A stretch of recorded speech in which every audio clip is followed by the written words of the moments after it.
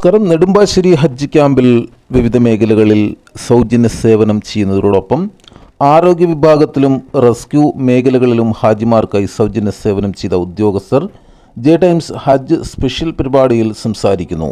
ദൃശ്യത്തിലേക്ക്. 2026 ഹജ്ജ് ഡ്യൂട്ടിയോടനുബന്ധിച്ച് അങ്കമാലി നിലയത്തിൽ നിന്നും പെരുമ്പാവൂർ നിലയത്തിൽ നിന്നും 10ഓളം ജീവനക്കാർ ഇവിടെ എല്ലാ ദിവസവും ഫുൾ ടൈം ഡ്യൂട്ടി ഉണ്ടായിരുന്നു. ഈ സ്റ്റാൻഡ് ബൈ ഡ്യൂട്ടി മാത്രമല്ല നമ്മളിതിനകത്ത് ചെയ്യുന്നത്. ഈ ഹജ്ജ് ക്യാമ്പിൽ ബന്ധപ്പെട്ട എല്ലാ സേവനങ്ങളിലും നമ്മുടെ ജീവനക്കാരും ഏകദേശം നല്ല നിലയിൽ പ്രവർത്തിച്ചു. അതിന് ഹജ്ജ് ക്യാമ്പിൽ നിന്നും പ്രത്യേകം അവരുടെ ഇത് നമ്മളെ അറിയിച്ചിട്ടുണ്ട്. എല്ലാ വർഷവും ഇതുപോലെ ഹജ്ജ് ഡ്യൂട്ടിയുമായി ബന്ധപ്പെട്ട് കേരള സർക്കാരിൻ്റെ ഭാഗത്തു നിന്ന് ഹജ്ജ് സ്റ്റാൻഡ് ബൈ ഡ്യൂട്ടിക്ക് പല നിലയങ്ങളിൽ നിന്നും ആളുകളെ നിയോഗിക്കാറുണ്ട്. ഈ ഫയർഫോഴ്സ് ഹജ്ജ് ക്യാമ്പുമായി ബന്ധപ്പെട്ട് എന്തൊക്കെ പ്രവർത്തനങ്ങളാണ് ചെയ്യാൻ വേണ്ടിയിട്ട് വന്നിട്ടുള്ളത്? ഹജ്ജ് ക്യാമ്പിൽ വരുന്ന ഓരോ ഹാജിമാരുടെയും സുരക്ഷയാണ് നമ്മുടെ മുഖ്യ ദൗത്യം. അതിന് എന്ത് നടപടിയും നമ്മുടെ ഭാഗത്തു നിന്നുണ്ടാകും. സാധാരണ ഇവിടെ അങ്ങനെ ഒരു പ്രശ്നങ്ങളോ കാര്യങ്ങളോ ഉണ്ടാവാറില്ല.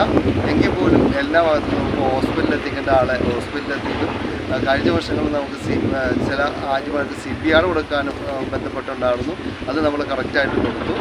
അങ്ങനെ ഈ ഹജ്ജ് ക്യാമ്പിൽ എന്തെല്ലാം ആവശ്യങ്ങളുണ്ടോ അതെല്ലാം നമ്മുടെ ഭാഗത്തു നിന്ന് കറക്റ്റായിട്ട് കൃത്യതയോടെ നമുക്ക് ചെയ്യാൻ സാധിച്ചിട്ടുണ്ട്. ഹോമിയോപ്പതി ഡിപ്പാർട്ട്മെൻറ്റ് എല്ലാ വർഷവും ഹജ്ജിന് പോകുന്ന ആൾക്കാർക്ക് വേണ്ടിയിട്ട് നടത്തി വരുന്നൊരു ക്യാമ്പാണ്. നമ്മൾ 2 ഷിഫ്റ്റാണ്, രാവിലെ വൈകുന്നേരം ഉണ്ട്.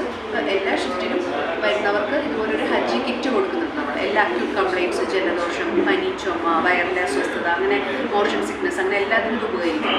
അതുപോലെ എന്തെങ്കിലും അക്യൂട്ട് കംപ്ലയിൻറ്റ്സ് ആയിട്ട് ആരെങ്കിലും വരുവാണെങ്കിൽ നമ്മൾ അതിനും ട്രീറ്റ്മെൻറ്റ് എടുക്കാറുണ്ട്.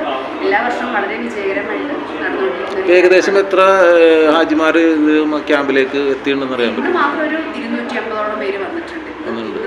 മാത്രം ടോട്ടൽ കണക്ക് നമുക്ക് ലാസ്റ്റ് അറിയാം.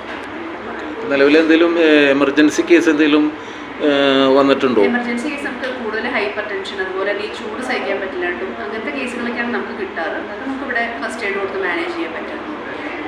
മാഡത്തിൻ്റെ പേരെന്ന്? ഞാൻ doctor Jubi Kuriakose, Kuttampuzha medical officer. Madam? Doctor Girisha, Kizhakkambalam medical officer.